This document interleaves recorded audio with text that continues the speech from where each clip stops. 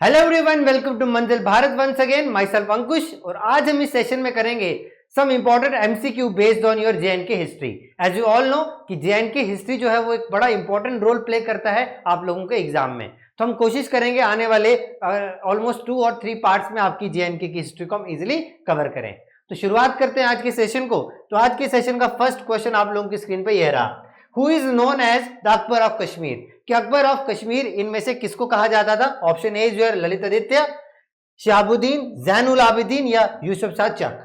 तो देखो, इनको आंसर करने से पहले आप लोग मेरी एक्सप्लेनेशन को सुनने से पहले आप लोग के दिमाग में खुद जहन में ये आंसर आना चाहिए, उसके बाद ही आप मेरी एक्सप्लेनेशन को देखोगे। तो जल्दी से मुझे बताओ कि क्या आंसर आने वाला है इसका, फिर आगे बढ़ते हैं। देखो, who is known as Akbar of Kashmir. तो मेरे भाई अकबर ऑफ कश्मीर कहा जाता है आपके सामने जैन उल आबिदीन को। अब देखो, ये जो जैन उल आबिदीन है ना, ये वाला जो रूलर है ये बहुत ही प्रोमिनेंट रहा है, तो इसके बारे में आपको कुछ कुछ हाईलाइटेड की पॉइंट्स पता होने चाहिए। सबसे पहली बात, ये जो जैन उल आबिदीन है इनका टाइम पीरियड रहा है 1420 से लेके 1470 एडी तक। पहली चीज आप लोगों के ध्यान में ये आनी चाहिए। इन्हीं जैन उल आबिदीन को हम क्या कहते हैं, कभी कभी बादशाह भी कहते हैं। इन्हीं का दूसरा नाम क्या है? बादशाह भी है। अब आपको पता है ये जो जैनुल आबिदीन का जो पीरियड था ना, जो इनका रेन का पीरियड था, इनको कहा जाता है गोल्डन एज ऑफ कश्मीर। उस पीरियड को कहा जाता है golden age of Kashmir. In fact ये जो आपका ट्रेंड है पश्मीना शॉल्स का, ये जो आपका पश्मीना शॉल्स का जो आर्ट है, ये भी किन्होंने इंट्रोड्यूस किया था मेरे भाई? जैनुल आबिदीन साहब ने ही इंट्रोड्यूस किया था। ठीक है। इनफैक्ट फर्स्ट वुडन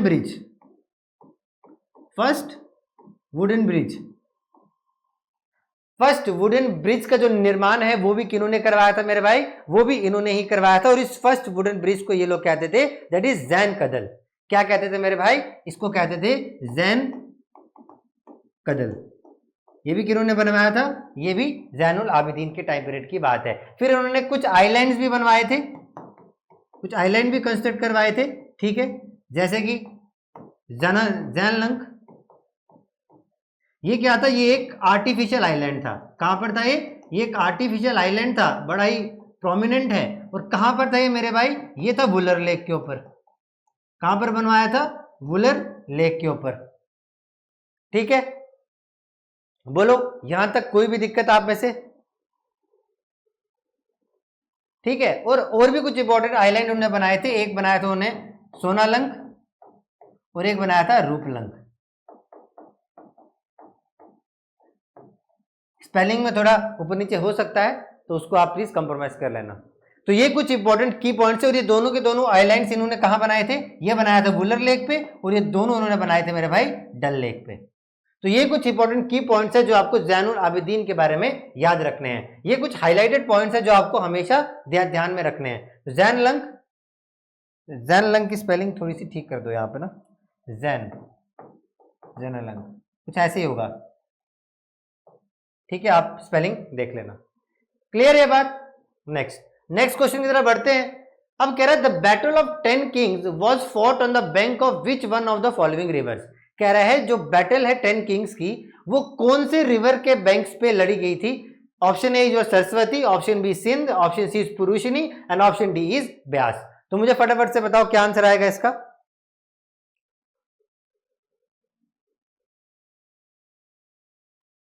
तो मेरे भाई जो बैटल ऑफ 10 किंग्स थी आपके पास, ये लड़ी गई थी किसके ऊपर? On the banks of Ravi river. कौन सी रिवर के ऊपर? रावी रिवर। लेकिन ऑप्शन में तो रावी रिवर है नहीं, लेकिन रावी रिवर का जो एंशिएंट नाम था वो था हमारे पास पुरुषिनी।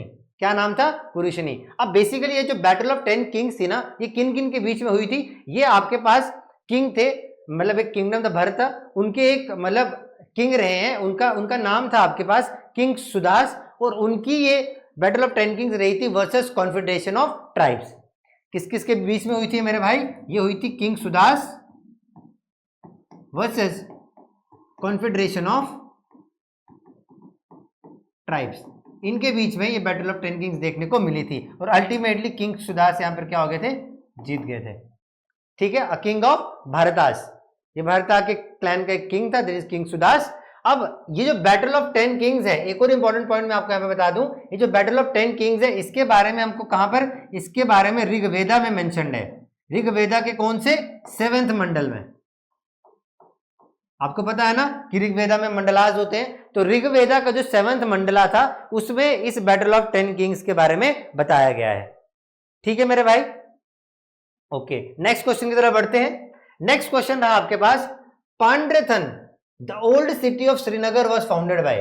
क्या क्वेश्चन आपके पास, पांड्रथन जो कि ओल्ड सिटी ऑफ श्रीनगर है, इसमें से किसने फाउंड करी थी। आई गेस ये वाला सबको आता होगा, तो आपका आंसर रहेगा अशोक।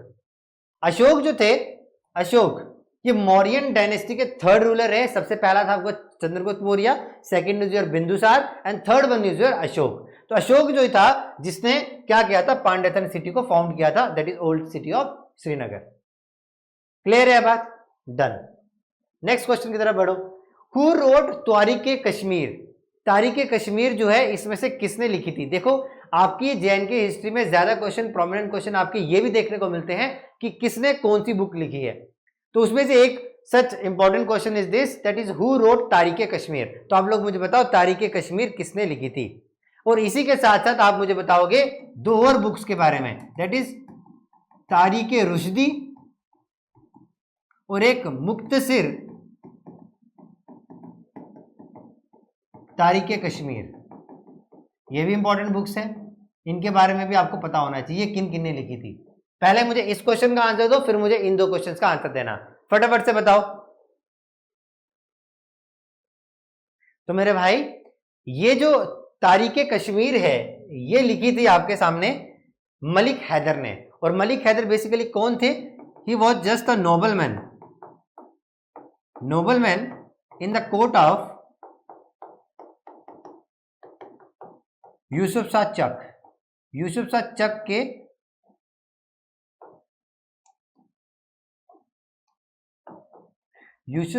चक के कोर्ट में एक नोबल मैन था मलिक हैदर, उन्होंने लिखी थी तारीख कश्मीर। अब इसी सेम बेसिस पे मुझे ये बताओ कि तारीख रुश्दी और मुख्तसिर तारीख कश्मीर ये दोनों बुक्स किसने लिखी थी, फटाफट से बताओ। तो मेरे भाई तारीख रुश्दी लिखी थी आपके सामने मिर्जा। देखो इन दोनों में कंफ्यूज नहीं होना, यहां पर आपके पास मलिक हैदर और वहां पर जो है आपके पास, वहां पर आपके पास नाम रहेगा दैट इज मिर्जा हैदर। क्या रहेगा, मिर्जा हैदर। और ये आपके सामने लिखी थी पंडित बीरबल कचरू ने। तो इन दोनों बुक्स का भी आप ध्यान में रखोगे।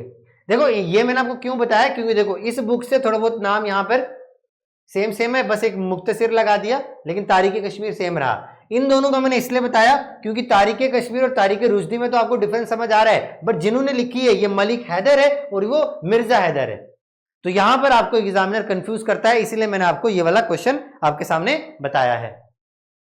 बोलो भाई, बात क्लियर है आप लोगों के सामने,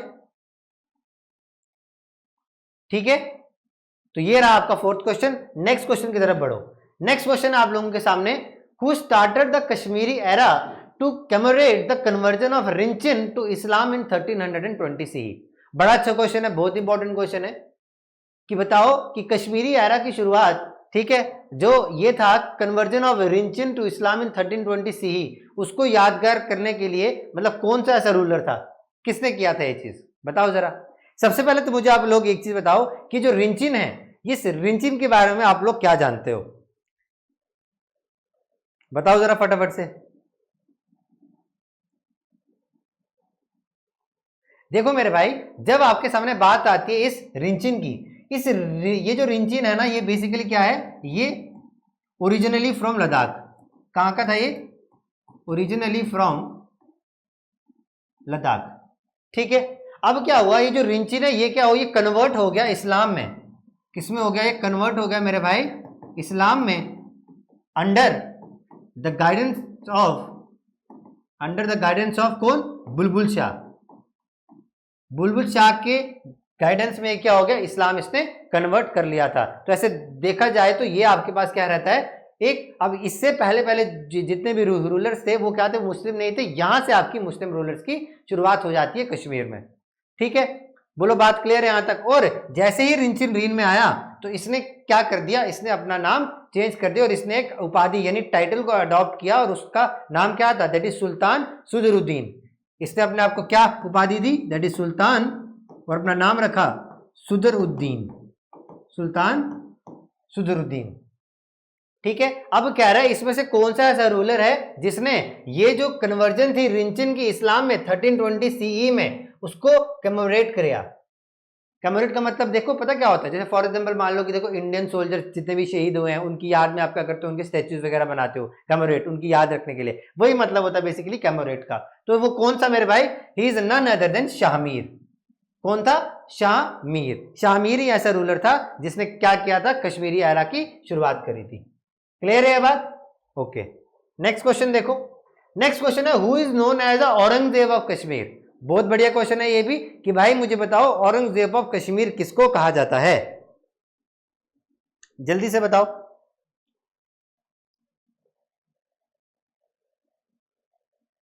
तो औरंगजेब ऑफ कश्मीर मेरे भाई कहा जाता है सिकंदर को, सुल्तान सिकंदर जो थे उनको कहा जाता है औरंगजेब ऑफ कश्मीर। क्यों कहा जाता है, क्योंकि देखो आपके नाम से ही आपको क्लियर होना चाहिए औरंगजेब क्या था। औरंगजेब का जब आप रूल को पढ़ोगे तो बहुत ही हार्श रूल था, यस और नो, मतलब he is totally incline toward the Islamic. तो वो क्या करता था, जितने भी इनफैक्ट जैसे कि जजिया वगैरह इंपोज कर दिया था उसने। बेसिकली जो आपके पास जजिया है, मैं आपके सामने बात कर रहा हूं किसकी, जजिया की। ये जो जजिया क्या था, ये टैक्स था और नॉन मुस्लिम्स, इसने ये सारी चीजें अप्लाई करी थी और बहुत ही हार्श रूलर था। ठीक है, अब और इस ये जो है औरंगजेब ऑफ कश्मीर, इसने कश्मीर के अंदर बहुत सारे हिंदू टेम्पल्स या फिर जितने भी आइडल्स हैं उनको ब्रेक भी किया था। इसीलिए इस औरंगजेब ऑफ कश्मीर यानी सुल्तान सिकंदर को क्या कहा जाता है, also known as the idol breaker, idol breaker भी कहा जाता है। और इस आइडल ब्रेकर की एक और कॉमन सी नाम है, दैट इज नोन एज बुट शिकान। क्या कहा जाता है इसको, बुट शिकान। तो ये कुछ पॉइंट है जो आप याद रखोगे इसमें, तो बात क्लियर होगी। अभी तक देखो हमने कितनी इंपॉर्टेंट चीज पढ़ी है। सबसे पहले हमने पढ़ा आज औरंगजेब ऑफ कश्मीर, तो आपको सामने पता लग गया किसको कहा जाता है, सुल्तान सिकंदर को। जो सबसे पहला क्वेश्चन तो था हमारे आज के दिन का, that is known as Akbar of Kashmir किसको कहा जाता है। तो अकबर ऑफ कश्मीर आपके सामने किसको कहा जाता है मेरे भाई, जैनुल आबिदीन को। ये कुछ प्रोमिनेंट से क्वेश्चन है जो आपको ऐसे याद होने चाहिए। और भी आगे क्वेश्चन आएंगे, जैसे कि आप मुझे बताओ कि कश्मीर की नाइटिंगेल किसको कहा जाता है, कैथरीन ऑफ कश्मीर किसको कहा जाता है। ये कुछ वन लाइनर क्वेश्चन है जो आपको ऐसे याद होने चाहिए और एग्जाम में बड़ी बार पूछे भी जाते हैं। तो शुरुआत करते हैं आगे। तो देखो the first wooden bridge that is Zaina Kadal was built by. तो देखो भाई ये हमने फर्स्ट स्लाइड में मैंने आपको अच्छे से क्लियर कर दिया था कुछ इंपॉर्टेंट पॉइंट्स। देखो यहाँ पे फर्स्ट वुडन ब्रिज जैन कदल किसने बनवाया था मेरे भाई, अकबर ऑफ कश्मीर ने, जिसको कहा जाता है जैनुल आबिदीन। तो आई गेस ये वाला पॉइंट आप लोगों को क्लियर हो गया यहाँ पे। तो फर्स्ट वुडन ब्रिज जो है वो किसने बनवाया था मेरे भाई, जैनुल आबिदीन। बाकी को तो पढ़ने की जरूरत ही नहीं है। अब अगले क्वेश्चन की तरफ बढ़ो। कह रहा है which ruler assume the title of sultan Shamsuddin. कह रहा है मेरे भाई जो सुल्तान शामसुद्दीन था उसकी जो उपाधि थी वो कौन से रूलर ने अडॉप्ट की थी, बताओ मेरे भाई। तो मेरे भाई सुल्तान शामसुद्दीन कोई नहीं था, none other than your Shahmir. ये जो शाहमीर था ना यही था, इसी ने एक टाइटल अडॉप्ट करा था, दैट इज सुल्तान शामसुद्दीन। और ये जो शाहमीर था ना, ये जो शाहमीर था इसने क्या किया था, इसी ने, जैसे आपने पिछले क्वेश्चन में भी पढ़ा था, इसी ने शुरुआत करी थी किसकी, कश्मीरी एरा की। किसकी शुरुआत करी थी मेरे भाई, कश्मीरी एरा की शुरुआत की थी इन प्लेस ऑफ जो उससे पहले चलता था वहां पे, that is known as Hindu era, जिसको आप लौकिका एरा भी कहते हो। ठीक है, तो इसने किसकी शुरुआत की थी, कश्मीरी एरा, या फिर इसको आप ये कह सकते हो कश्मीरी सना। इसकी इसने क्या करी थी, शुरुआत करी थी in place of Hindu era. बोलो भाई यहां तक की कहानी आप लोगों को क्लियर है, यस और नो, फिर आगे बढ़े। ठीक है, आगे बढ़ते हैं। नेक्स्ट क्वेश्चन देखो। अब इस नेक्स्ट क्वेश्चन का आंसर देने का ट्राई करो, फिर आगे बढ़ते हैं। कह रहा है king Zainul Abidin has Rajatarangini translated into Persian by. इसमें से किसने उनकी जो वो थी राज तिरंगनी थी उसको पर्शियन में ट्रांसफर किया था,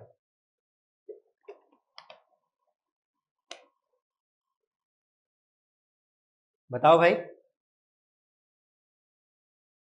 क्लियर है बात। देखो अब देखो इसके बारे में समझते हैं। कह रहा है king Zainul Abidin has Rajatarangini translated into Persian by. किसने किया था? राज तिरंगनी को पर्शियन में ट्रांसलेट किया था मेरे भाई, नन अदर देन योर मुल्ला अहमद ने। किसने? मुल्ला अहमद ने। अब देखो यहाँ पर बात उठी है, तो ये यहाँ पर क्या लिखा गया है? राज तिरंगनी। अब ये राज तिरंगनी क्या है? बहुत ही प्रोमिनेंट बुक है जो आपको बताती है पॉलिटिकल एस्पेक्ट्स ऑफ कश्मीर के बारे में बताती है। किसके बारे में? पॉलिटिकल एस्पेक्ट्स ऑफ कश्मीर के बारे में हमको बताती है।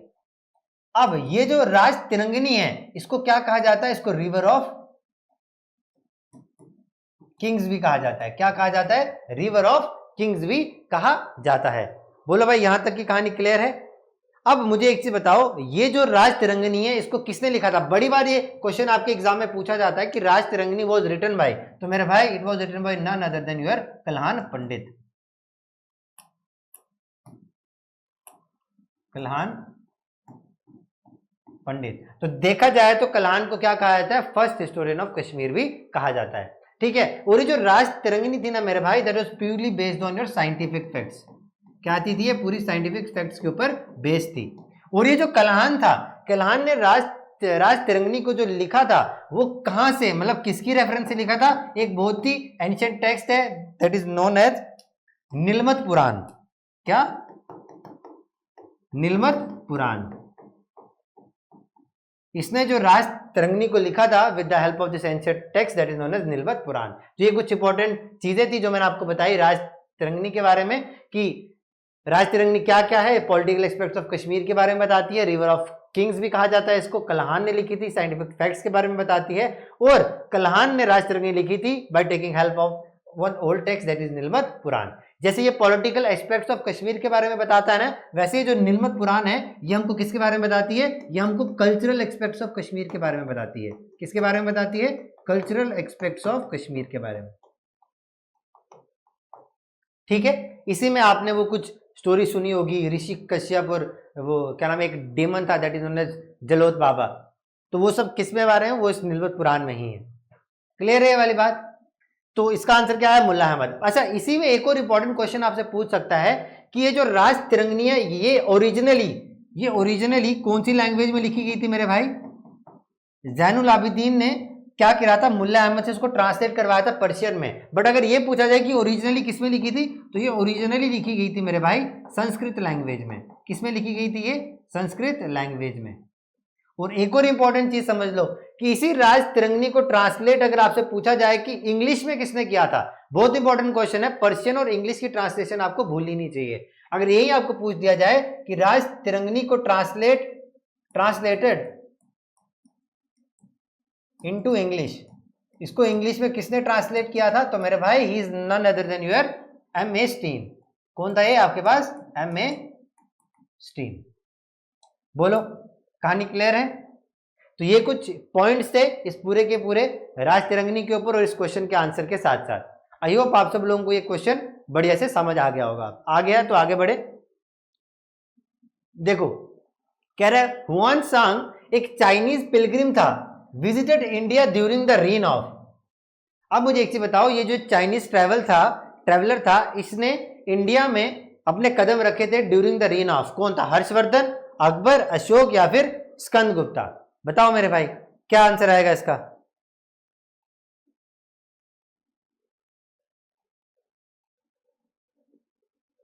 तो मेरे भाई इसका आंसर आएगा जो ह्यूआन स्वांग था ना, ये इसने विजिट किया था इंडिया में during the reign of Harshavardhan. Harshavardhan के टाइम पे इसने क्या किया था? ये आया था। और ये जो हर्षवर्धन था ये कौन सी डायनेस्टी को बिलोंग करता था?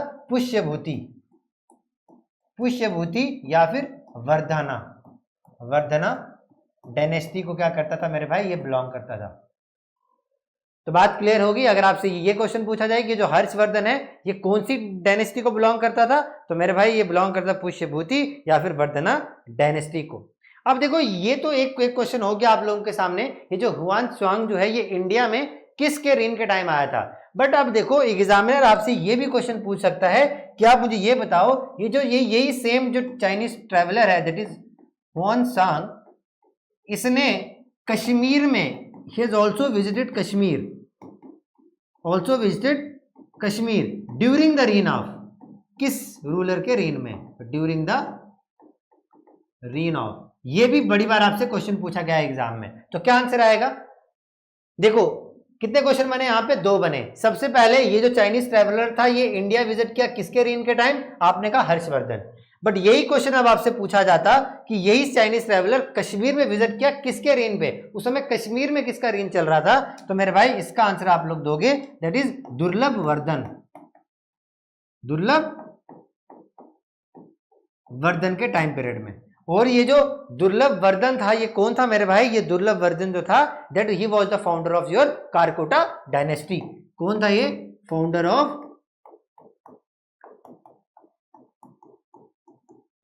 कारकोटा डायनेस्टी। और आप लोगों को अच्छे से पता होगा, अगर आप लोगों ने जेएनके की पूरी हिस्ट्री को अच्छे से पढ़ा है, तो ये जो कारकोटा डायनेस्टी है ये बहुत ही एक इंपॉर्टेंट डायनेस्टी रोल प्ले करती है, बिकॉज इसी डायनेस्टी का एक बहुत ही इंपॉर्टेंट रूलर आगे जाके आएगा, that is known as your Muktapida या फिर ललित आदित्य।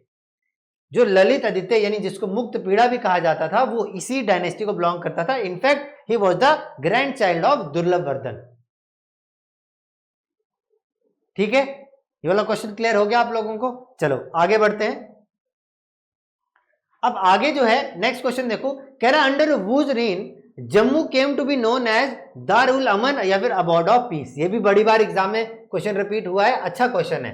कह रहा है किसके रेन के टाइम पे जम्मू को कहा जाता था अबॉर्ड ऑफ पीस या फिर दारुल अमन? बताओ भाई, बताओ जल्दी से क्या आंसर आएगा इसका?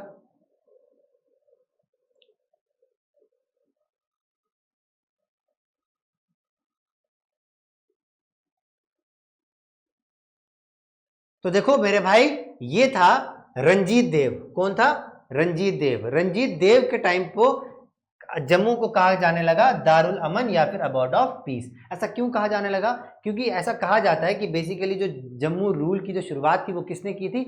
इस रंजीत देव ने की थी। क्योंकि इसने क्या किया था? इसने जो सबसे मेन इंपॉर्टेंट काम ये किया था, इसने जो 22 प्रिंसिपैलिटीज थी ना उनको कंसोलिडेट कर दिया था।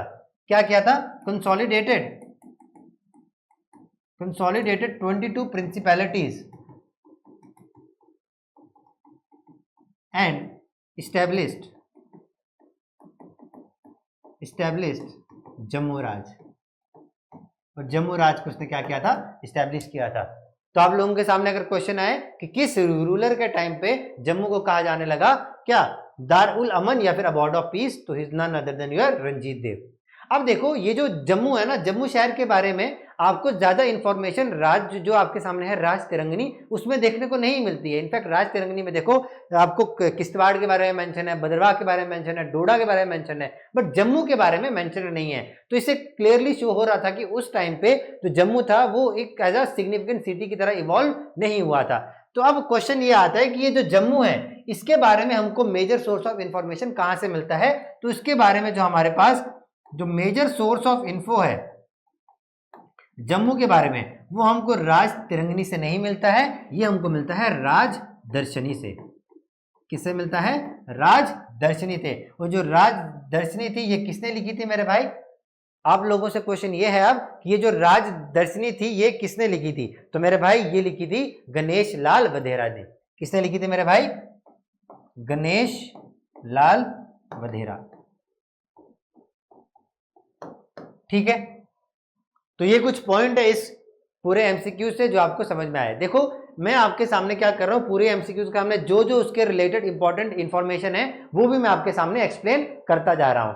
तो आई होप आप सब लोगों को समझ आ रहा होगा और आप लोगों की जो रिवीजन है वो अच्छे ट्रैक पे चल रही होगी, because this is the way to revise. क्योंकि अभी आपके पास हार्डली 4 या 5 दिन बचे हैं, आपके पास पूरा टाइम नहीं है रिवाइज करने का। फटाफट एमसीक्यू करो और एमसीक्यू रिलेटेड जितनी भी इंफॉर्मेशन है उसको क्विक से रिकैप कर लो। ठीक है, तो स्टार्ट करो। अगला क्वेश्चन देखो, कह रहा है the person who undertook the work drainage and irrigation of the Kashmir during Avanti Varman's rule. Very important ruler, that is Avanti Varman's rule.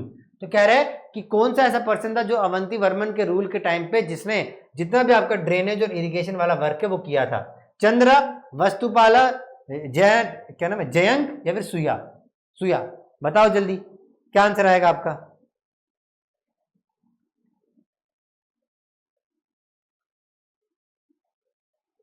तो देखो मेरे भाई सबसे पहले तो ये जानो, ये जो अवंती वर्मन है ना, ये भी बड़ा इंपॉर्टेंट रूलर है। क्यों? बिकॉज ये जो अवंती वर्मन है he was the founder of Utpala dynasty. किसका मेरे भाई? उत्पाला डायनेस्टी का फाउंडर था अवंती वर्मन। और ये जो अवंती वर्मन है ना, इसको थ्रोन पे लाने में मदद किसने की थी? इसका एक मिनिस्टर था। देखो ये जो अवंती वर्मन है ना, इसके रूल के पीछे जो इसका रूल इतना फ्लरिश किया और जो इसको रूल, जिसको थ्रोन मिला, उसके कारण है दो, एक उसका मिनिस्टर और एक इसका इंजीनियर। एक उसका इंजीनियर का नाम तो आपको पता लग गया, कौन था? सुया। कौन था मेरे भाई? सुया। तो देखो जितने भी इंजीनियरिंग वर्क थे, जितने भी ड्रेनेज और इरिगेशन के रिलेटेड जितने भी आपके कश्मीर में जितने भी वर्क हुए, वो किसने किए थे? इसका बहुत ही प्रोमिनेंट इंजीनियर था, that is known as Suyya. But यहीं पे जो इसका मिनिस्टर था, जिसका नाम था सुरा, क्या था नाम? सुरा, इसकी मदद से इसको थ्रोन पे लाया गया था। जैसे आप लोगों को पता होगा प्रोमिनेंट से एग्जांपल, जब ये मौर्यन एम्पायर की शुरुआत होती है तो चंद्रगुप्त मौर्य को थ्रोन पे लाने में किसने हेल्प करी थी? चाणक्य ने। In the same way Avanti Varman को, उत्पाला डायनेस्टी का जो फाउंडर था, उसको रीन में लाने में किसने हेल्प की थी? None other than his minister Sura. ठीक है भाई। नेक्स्ट क्वेश्चन देखो, कह रहा हु among the following queens of Kashmir is refer to as the Catherine of Kashmir. देखो मैंने आपको पहले ही बताया कुछ वन लाइनर्स, वही सेम क्वेश्चन आपके सामने आ गया कि मुझे बताओ कि इसमें से कौन सी ऐसी क्वीन थी जिनको कहा जाता है द कैथरीन ऑफ कश्मीर। बताओ भाई, जल्दी से बताओ।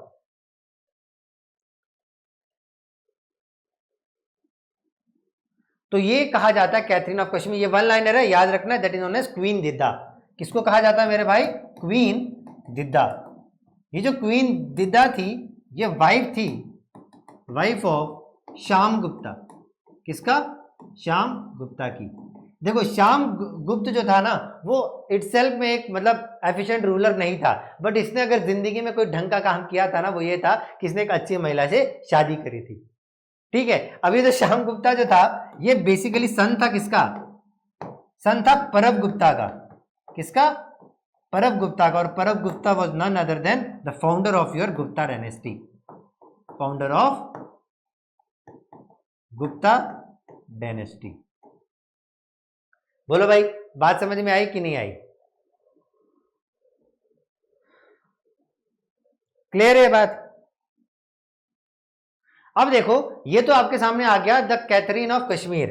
अगर आपसे अब एग्जामिनर ये क्वेश्चन पूछे कि भाई मुझे बताओ कि नाइटिंगेल ऑफ कश्मीर किसको कहा जाता है, ये वाला क्वेश्चन भी यहीं पे कवर कर लो, क्या पता एमसीक्यू में हो नहीं हो। कह रहा नाइटिंगेल ऑफ कश्मीर किसको कहा जाता है? तो मेरे भाई ये याद रखोगे, ये कहा जाता है आपके सामने हब्बा खातून को। किसको कहा जाता है? हब्बा खातून। और ये जो हब्बा खातून जो थी ना, ये किसकी वाइफ थी? ये वाइफ थी मेरे भाई यूसुफ शाह चक। यूसुफ शाह चक। हमने इसका यूसुफ शाह चक देखो आज के लेक्चर में सेकंड बार रिपीट हो रहा है। एक हमने पहले ही किया था, ये जो मलिक हैदर, वो क्या था? एक नोबल मैन था, किसके कोर्ट में? इसी के कोर्ट में, यूसुफ शाह चक। तो ये भी चाहे ये बड़ा एक इनएफिशिएंट रूलर था यूसुफ शाह चक, बट इसने भी जिंदगी में एक बड़ा अच्छा काम किया था। और वो काम क्या था कि इसने एक बहुत ही महिला अच्छी, वो एक लड़की से शादी करी थी, जैसे हब्बा खातून, जिसको नाइटिंगेल ऑफ कश्मीर कहा जाता है। ठीक है मेरी बात? ओके, आगे देखो।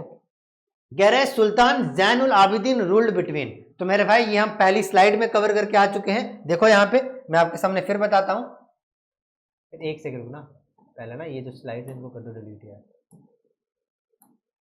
हाँ देखो ये आपकी फर्स्ट स्लाइड थी जहां से हमने स्टार्ट किया था। मैंने आपको पहले ही बताया जैनुल आबिदीन को अकबर ऑफ कश्मीर भी कहा जाता है, और इसका रीन कहां से लेके कहां तक था? 1420 से लेके 1470 एडी तक। तो आते हैं क्वेश्चन की तरफ। तो ये रहा हमारा प्रश्न, ये रहा, सुल्तान जैनुल आबिदीन रूल्ड बिटवीन 1420 से लेके 1420 सीई या फिर 1420 से लेके 1470 एडी तक। तो ऑप्शन सी आपका सही होगा। आई गेस इसमें ज्यादा टाइम वेस्ट करने की जरूरत नहीं है, पढ़ कर आ चुके हैं। नेक्स्ट देखो, कह रहा है which of the following personalities is known as the nightingale. देखो क्वेश्चन आ गया भाई, अभी हमने पढ़ा पिछली स्लाइड में। ये देखो नाइटिंगेल ऑफ कश्मीर किसको कहा जाता है? हब्बा खातून। किसकी वाइफ है? यूसुफ शाह चक की। तो ये लो भाई, अब तो ये तो आपके लिए हलवे वाला क्वेश्चन हो गया भाई, डन हो गया, सी ऑप्शन विल बी सही। नेक्स्ट देखो, कह रहा है द राज तिरंगनी और द रिवर ऑफ किंग्स। देखो ऑलरेडी पढ़कर आए, मैंने अभी आपको बताया कि राज तिरंगनी को क्या कहा जाता है? रिवर ऑफ किंग्स भी कहा जाता है, जिसका लिटरल मीनिंग होता है रिवर ऑफ किंग्स। भाई कलान किसने लिखी थी? कल्हाना ने लिखी थी, ये भी बताया। इज रिटन इन कौन सी लैंग्वेज में लिखी गई थी? भाई ये भी बताया। कौन सी लैंग्वेज में लिखी गई थी राज तिरंगनी? संस्कृत लैंग्वेज में। और इसको पर्शियन में किसने किया था ट्रांसलेट? मुल्ला अहमद ने। और अगर यही पूछा जाए कि इसको इंग्लिश में किसने ट्रांसलेट किया था? एम.ए. स्टीन ने। क्लियर है बात? तो किसमें दिए? संस्कृत। ऑप्शन नंबर बी आपका सही होगा। नेक्स्ट क्वेश्चन देखो, कह रहा है who was the builder of the Martand sun temple and founder of Kashmir valley's canal irrigation system.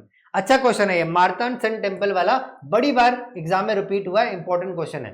तो बताओ जरा फटाफट से, ये तो बड़ा प्रोमिनेंट सा क्वेश्चन है, ये आप लोगों को आता भी होगा, जल्दी से बताओ क्या आंसर आएगा इसका।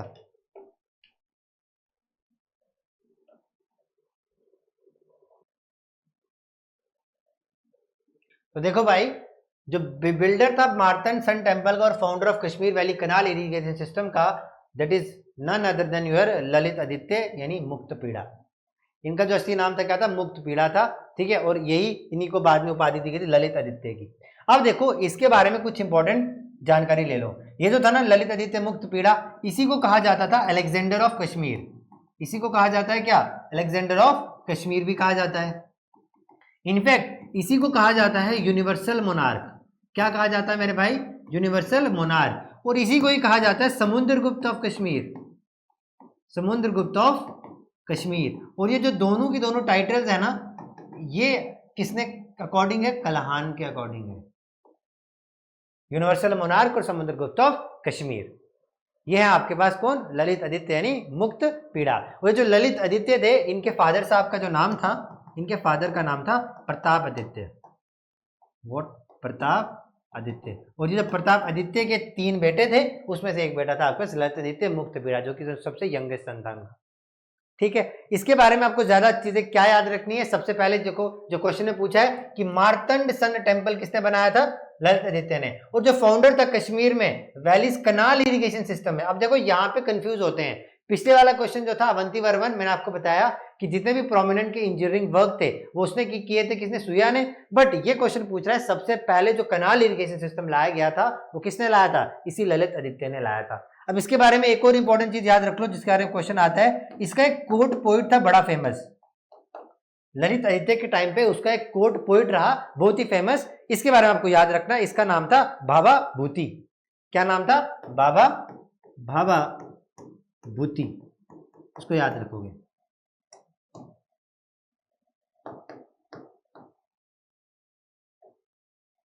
स्पेलिंग देख लेना, भाभा भूति नाम था इनका। ठीक है, बोलो भाई, यहां तक की कहानी क्लियर है? क्वेश्चन क्लियर हो गया? बढ़िया क्वेश्चन था ये। नेक्स्ट क्वेश्चन देखो, देखो हुइन सांग Chinese Pilgrim who visited Kashmir during the rain of. मेरे भाई अब इसमें तो कोई दिक्कत आनी नहीं चाहिए, क्योंकि इसको हम यहां पे बड़े अच्छे से पढ़कर आ चुके थे, जहां पर जो हमने क्वेश्चन पढ़ा था। ये देखो क्या बोल रहा था, यहां पर आपसे सेम क्वेश्चन पूछा था, यही चाइनीज ट्रेवलर इंडिया में आया किसके रेन के टाइम? हर्षवर्धन के टाइम। ठीक है, बट यहीं पे मैंने आपको बताया अगर पूछा जाए कश्मीर में किसके टाइम, तो नन अदर देन योर दुर्लभ वर्धन, जो फाउंडर था किसका? कारकोटा डायनेस्टी का। तो मेरे भाई देखो क्वेश्चन आ गया यार, यहाँ पे सेम क्वेश्चन पूछा है, who visited Kashmir during the rain of दुर्लभ वर्धना। ठीक है, क्लियर हो गया? मक्खन की तरह हो गया भाई क्वेश्चन। तो नेक्स्ट क्वेश्चन देखो, कह रहा था ancient text which Kalhana relied in write in Rajatarangini. देखो भाई ये भी मैं आपको बड़े अच्छे से बता के आया हूं। मैंने आपको जब मैंने राज तिरंगनी के बारे में बताया, वहीं पे मैंने आपको बताया कि जो कलहान थे उन्होंने क्या किया था, इस राज तिरंगनी को लिखने के लिए किसके ऊपर वो रिलाइड थे? बहुत ही एंशिएंट टेक्स्ट था, that is known as Nilmat पुराण। क्या था? नीलमत पुराण, जहां पर आपके सामने इसी नीलमत पुराण में जो स्टोरी मेंशन की गई है ऋषि कश्यप की और किसकी? एक डीमन था दैट इज जलोत बापा, और कुछ लेक के बारे में मेंशन किया गया है, that is known as what? Sunisar lake के बारे में। क्लियर है ये बात? बोलो हाँ या ना। अब देखो इसके बारे में आपके सामने कुछ इंपॉर्टेंट चीजें आपको पता होनी चाहिए कि ये जो नीलमत पुराण है ना, ये जो नीलमत पुराण है, इसके बारे में याद रख लो। इसके अंदर कितने हैं? इसके अंदर 1453 वर्सेज हैं। कितने वर्सेज हैं? 1453। वर्सेज का मतलब होता है श्लोक्स, श्लोकास।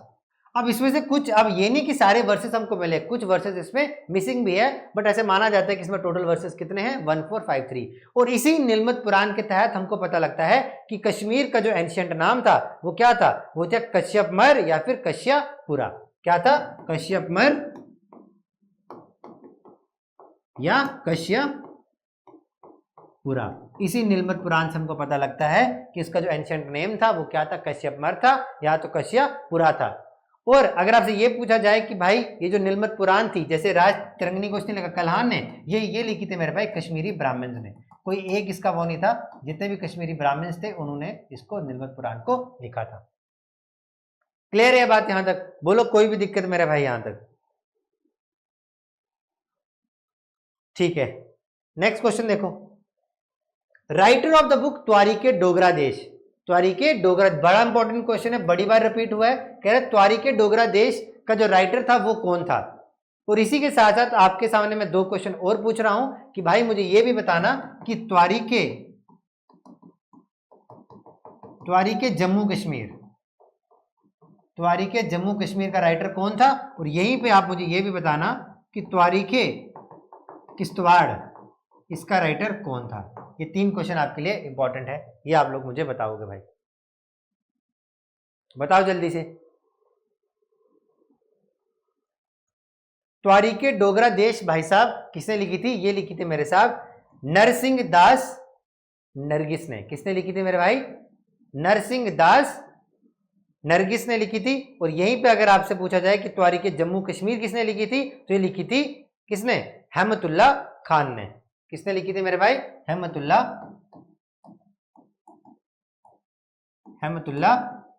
खान ने लिखी थी। और अगर यहीं पे मेरे दोस्तों आपसे पूछा जाए कि ये जो त्वारीकी जो किश्तवाड़ है वो किसने लिखी थी, ये लिखी थी सीओजी धार ने। किसने लिखी थी मेरे भाई? सीओजी धार ने। ये कुछ इंपॉर्टेंट बुक्स थी। देखो और भी इंपॉर्टेंट बुक्स है इसके तहत, जैसे फॉर एग्जांपल आप ऐसे याद रख लो। हाँ, एक और इंपॉर्टेंट बुक आप याद रख लो, that is lord of hills. Lord of hills बड़ी बार एग्जाम में पूछा है, ये किसने लिखी थी, तो मेरे इसको याद रखो कि जीसी स्मिथ ने। तो ये कुछ प्रोमिनेंट बुक्स हैं जो आपको याद रखनी है एज सच, जो एग्जाम में अक्सर पूछी जाती हैं। तो मेरे भाई ये था हमारा सेशन। अगला क्वेश्चन देखते हैं। नहीं, यही था। तो आई होप दोस्तों आप सब लोगों को आज का सेशन अच्छा लगा होगा। अगर आज का सेशन अच्छा लगा है तो प्लीज हमारी इस वीडियो को लाइक और चैनल को सब्सक्राइब करना ना भूलें। तो मिलेंगे बहुत ही जल्द नेक्स्ट वीडियो लेक्चर में, इसी के पार्ट 2 के साथ, एक न्यू एनर्जी के साथ और न्यू क्वेश्चन के साथ, आपकी जो तैयारी है उसकी रिवीजन में 4 चांद लगाने। Okay, bye bye, take care, जय हिंद, जय भारत दोस्तों।